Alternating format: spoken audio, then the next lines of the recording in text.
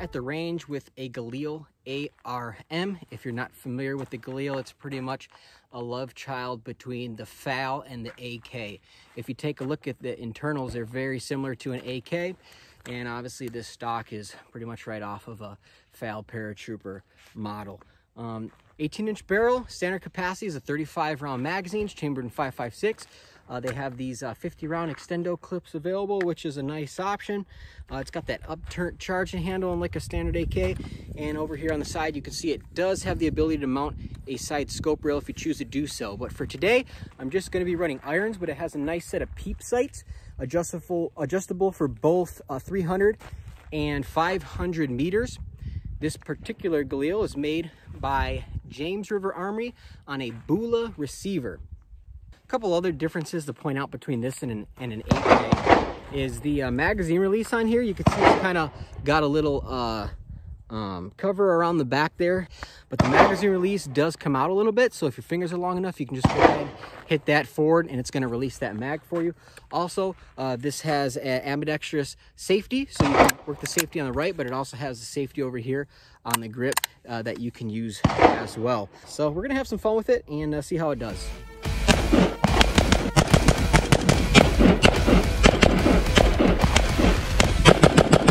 So first day out with the Galil, main thing I noticed is I had a lot of malfunctions. Mainly a lot of failures to eject and stovepipes, which is indicative of an overgas system.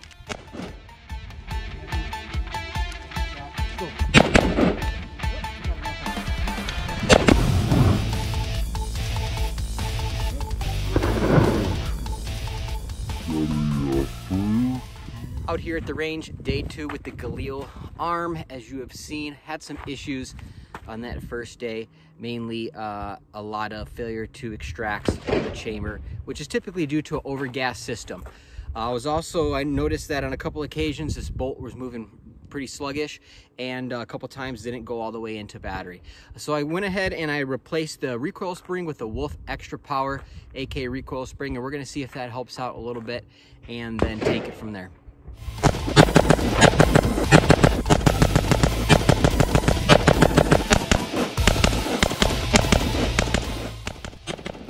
So like I said, I replaced the recoil spring with a Wolf Extra Power recoil spring, and I had a lot less malfunctions this day, so I definitely was heading in the right direction as far as trying to figure out how to get this gun running 100%.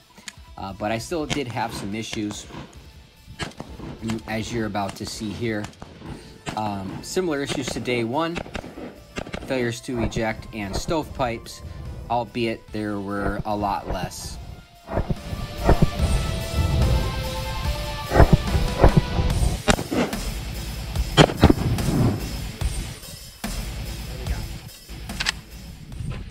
All right, here we are out here, day 3 with the Galil ARM. I've previously installed a Wolf Extra Power recoil spring, still had some issues. Now we have the KNS gas piston system installed. You'll notice I swapped out the furniture a little bit, kind of running that SAR handguard or the Galil AR, dropped the bipod just to kind of see how it shoots. Definitely shaves a lot of weight off of the front end there. So let's give it a whirl. I have the KNS piston already adjusted, 5 clicks. To bleed off 5 clicks of gas, whatever that equates to. And we're gonna try it out with some Russian steel case. I brought everything from Russian steel up to M855, 5.56 ammunition, just to see how everything's gonna run in this with that KNS piston adjusted. So let's see how it does.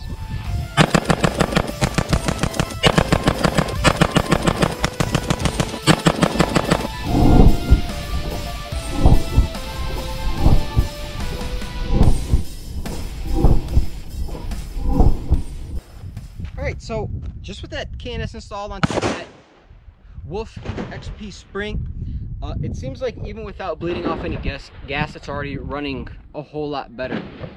So I'm going to shoot it a little bit more, run some drills, see if it chokes up. I was getting some pretty consistent failures to eject previously, which typically means it's over gas and that bolt's moving rearward too quickly and it's not able to grab on to the rim of that cartridge and properly extract it. And that doesn't seem to be the case right now. So I'm gonna set up some drills, run them, and see if we can get it to malfunction on us. So on day 3, I was having some pretty good luck with the rifle with the KNS installed.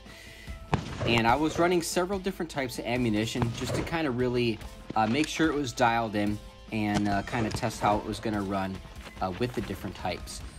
With the normal steel case ammunition, it seemed to be running okay.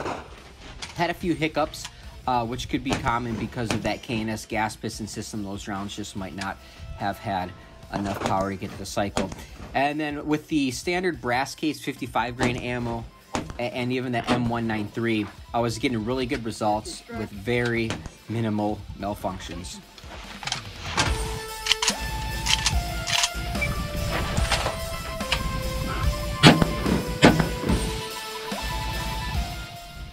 Now the last type of ammunition I was running is Winchester 62 grain ammunition. And it's I've noticed that it's a little bit hotter than other ammo, and it also has a purple dye to the outside of the brass casing, which I think adds possibly a little bit more friction and makes it a little bit more difficult to extract. So I had a lot of issue with that Winchester 62 grain I was running. So at the end of the day, I grabbed some 55 grain American Eagle just to try it out, and it seemed to run just fine for the rifle. Seems to like this stuff all right. All right, here we are, day 4 with the Galil ARM. Only changes I made this week is I'm just running 55 grain Federal black ammunition. Seems like it really likes just the normal brass case ammo the best. Made no adjustments to the KNS piston or anything like that, so we're just picking up where we left off last week, and we're going to see how it does.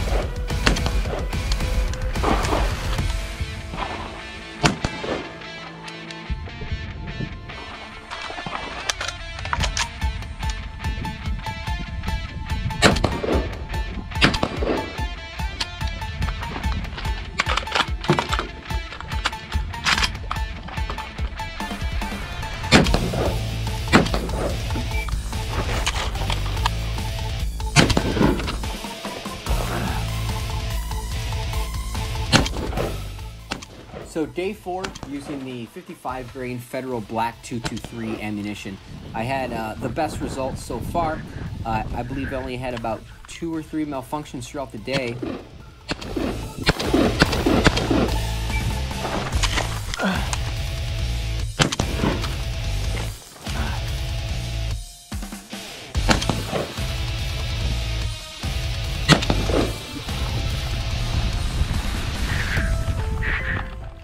You can see right here I had one of the malfunctions, which was a stovepipe. But compared to the previous days, a lot less issues. So definitely heading in the right direction as far as getting this rifle running correctly.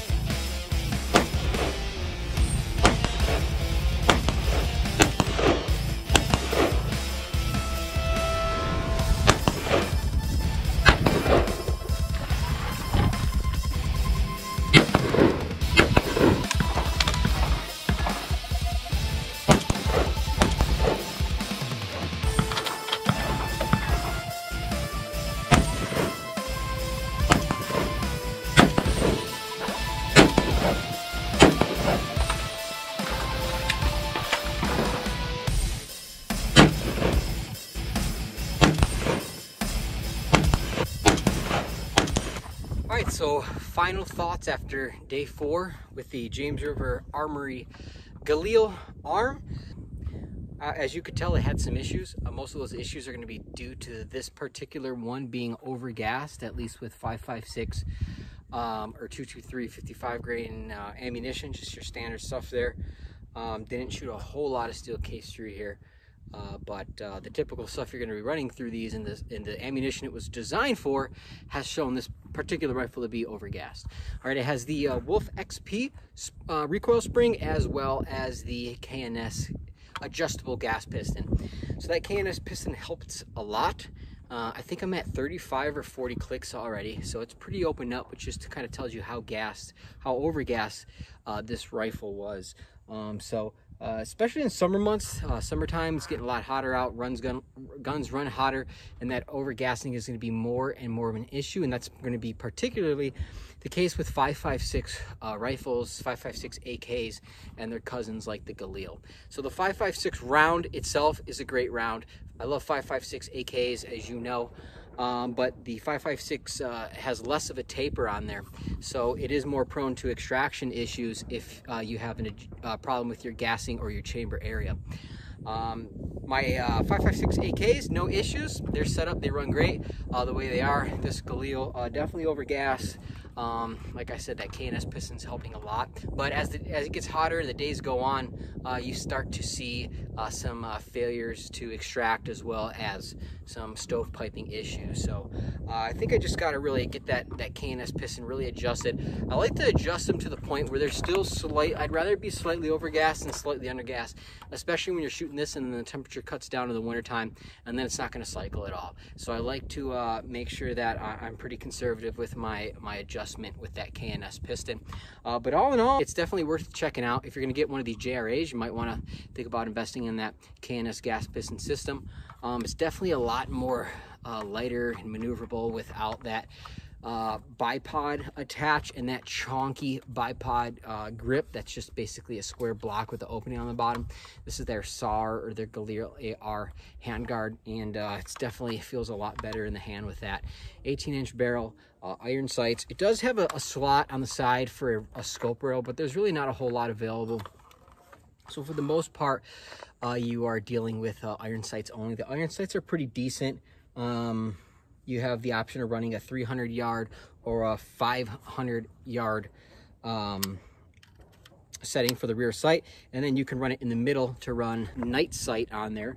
This one does not have the front night sight. It does have the rear night sight, but of course the tritium's burnt out. It doesn't work. But it does make a pretty decent close quarter sight if you want to kind of pop that up, so you're not just dealing with that tiny hole on that rear sight there. Pretty cool there. And but yeah, it's a Galil. It's cool, it's fun, it's awesome. Just make sure with any of the guns you get, you're running them and you're making sure they're working in the environments that you live in. You know, someone up in the Northeast in the wintertime is going to have a completely different experience than I had out here in Arizona in the summertime. So the previous weeks it was, you know, 110, 115. Today's the coolest day, is about 90 to 95. Still hot. First 3 mags, 0 malfunctions. I got into that 4th and 5th mag and I started to see some stovepipes and failures to extract. And just the hotter it gets, the more those cases expand to the chamber, hard it is to extract. That's that. So like I said, definitely invest in a KNS gas piston. Those are awesome. Can't say enough great things about them. So drop your questions, comments below. Let me know what you think about it. There you go, the Galil ARM.